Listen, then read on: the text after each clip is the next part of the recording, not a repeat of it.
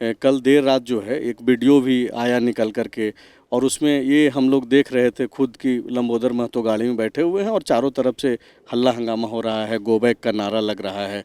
सुदेश महतो और बाकी नेताओं के साथ भी इस तरीके से हुआ।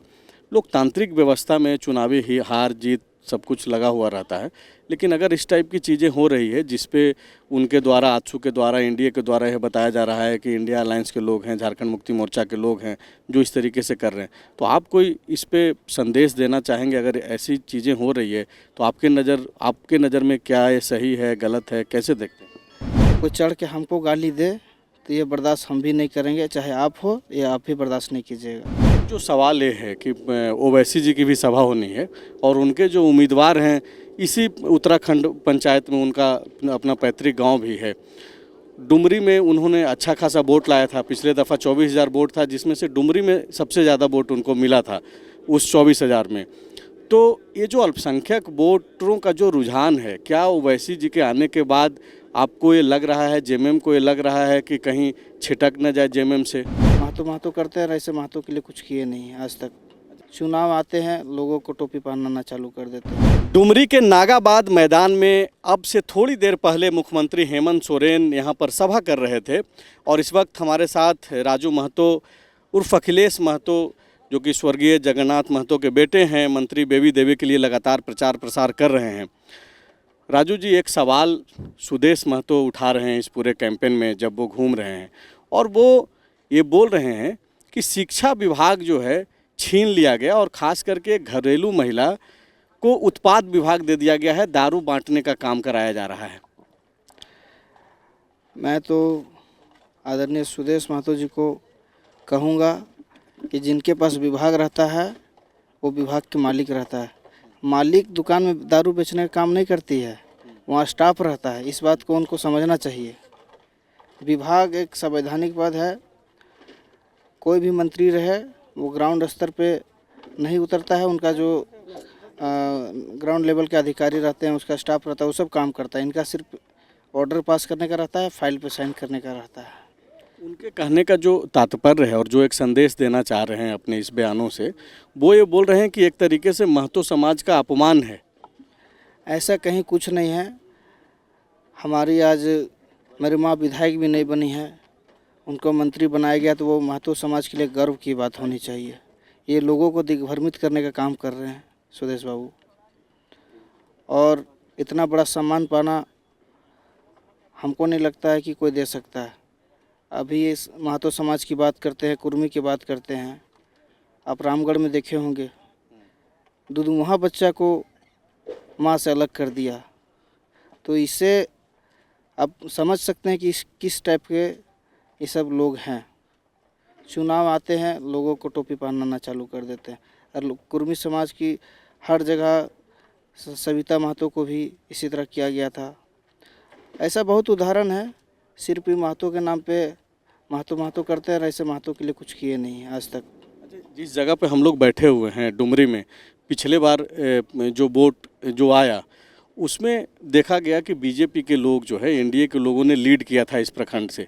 इस बार क्या देख रहे हैं? और अब जबकि मुख्यमंत्री हेमंत सोरेन ने यहाँ पे सभा की और काफ़ी संख्या में यहाँ पे भीड़ भी आई, तो आपको क्या एक्सपेक्टेशंस है? डुमरी में क्या स्थिति रहेगी आप लोगों की? पिछले बार में जो था, हमको उम्मीद है कि इस बार हम लोग बढ़त ले लेंगे। अब ये जनसैलाब, ये भीड़ आप लोग देखे होंगे, ये हमको नहीं लगता है कि 5% भी लोग बाहर से आए होंगे।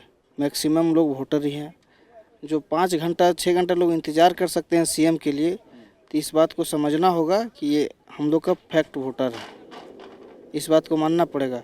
या अभी के टाइम पे किसी के पास 1 घंटा समय नहीं रहता है, और जो हमारे लोग, हमारे वोटर यहाँ डटे रहे, जमे रहे।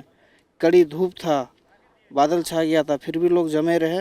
इसका मतलब आप अंदाज़ा लगा सकते हैं कि हम लोग का फैक्ट है, और इस बार डुमरी से बढ़त लेंगे। एक जो सवाल ये है कि ओवैसी जी की भी सभा होनी है और उनके जो उम्मीदवार हैं इसी उत्तराखंड पंचायत में, उनका अपना पैतृक गांव भी है। डुमरी में उन्होंने अच्छा खासा वोट लाया था, पिछले दफ़ा 24,000 वोट था, जिसमें से डुमरी में सबसे ज़्यादा वोट उनको मिला था उस 24,000 में। तो ये जो अल्पसंख्यक वोटरों का जो रुझान है, क्या ओवैसी जी के आने के बाद आपको ये लग रहा है, जेएमएम को ये लग रहा है कि कहीं छिटक न जाए जेएमएम से? नहीं, पिछले बार जो हुआ है मुस्लिम समाज के लोगों को सब ने डार्क में रखा कि हम लोग इतना है हम लोग निकल जाएंगे। उन लोगों ने प्रयास किया पर सफल नहीं हुए। लोग ने समझ लिया कि अपना मत को बेकार नहीं करना है।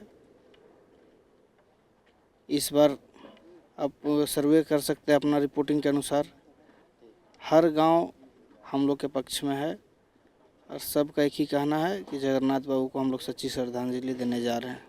एक आखिरी सवाल ये है अखिलेश जी कि कल देर रात जो है एक वीडियो भी आया निकल करके, और उसमें ये हम लोग देख रहे थे खुद की लंबोदर महतो गाड़ी में बैठे हुए हैं और चारों तरफ से हल्ला हंगामा हो रहा है, गो बैक का नारा लग रहा है। सुदेश महतो और बाकी नेताओं के साथ भी इस तरीके से हुआ। लोकतांत्रिक व्यवस्था में चुनावी ही हार जीत सब कुछ लगा हुआ रहता है, लेकिन अगर इस टाइप की चीज़ें हो रही है जिसपे उनके द्वारा, आजसू के द्वारा, एनडीए के द्वारा यह बताया जा रहा है कि इंडिया अलायंस के लोग हैं, झारखंड मुक्ति मोर्चा के लोग हैं जो इस तरीके से कर रहे हैं, तो आप कोई इस पे संदेश देना चाहेंगे? अगर ऐसी चीज़ें हो रही है तो आपके नज़र में क्या ये सही है, गलत है, कैसे देखते हैं? नहीं, देखिए, हमको सूचना मिला कि नर्रा में इस तरह की सभा चल रही है और हम लोग का भी लोग वहाँ अपना निकाल रहे थे, पैदल कर रहे थे, वोट मांग रहे थे मेरे समर्थक लोग।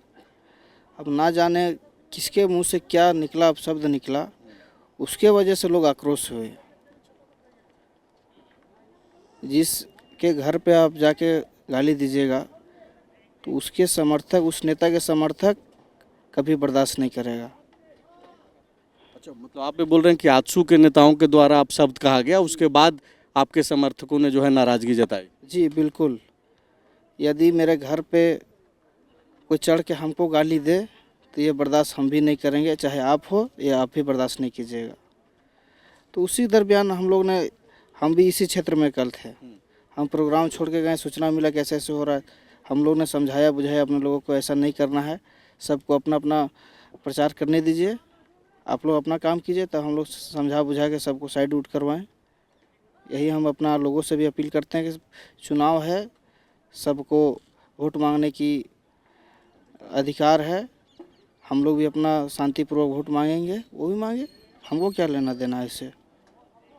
अब चूँकि महज 6-7-8 दिन रहा है, अब वोटिंग में 5 तारीख को मतदान होगा, इतना दिन घूमने के बाद क्या लग रहा है? अब श्योर हैं आप?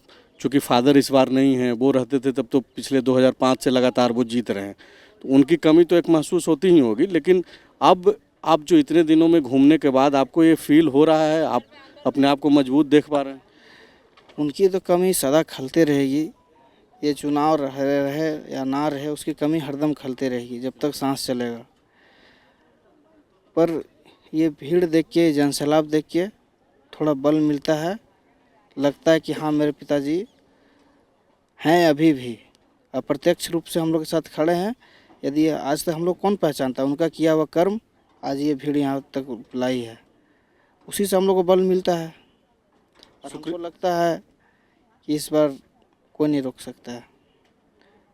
शुक्रिया बातचीत करने के लिए। अखिलेश महतो को आप सुन रहे थे, जो ये बता रहे हैं कि जो आजसू सुप्रीमो सुदेश महतो के द्वारा एक परसेप्शन बनाने की जो कोशिश हो रही है कि बेबी महतो को जो विभाग दिया गया है, उत्पाद विभाग, वो कहीं से भी जो है उससे कोई दिक्कत नहीं है। सरकार ने, खास करके मुख्यमंत्री हेमंत सोरेन ने बेबी देवी और महतो समाज को सम्मान ही दिया है, ऐसा अखिलेश महतो बोल रहे हैं। शुक्रिया।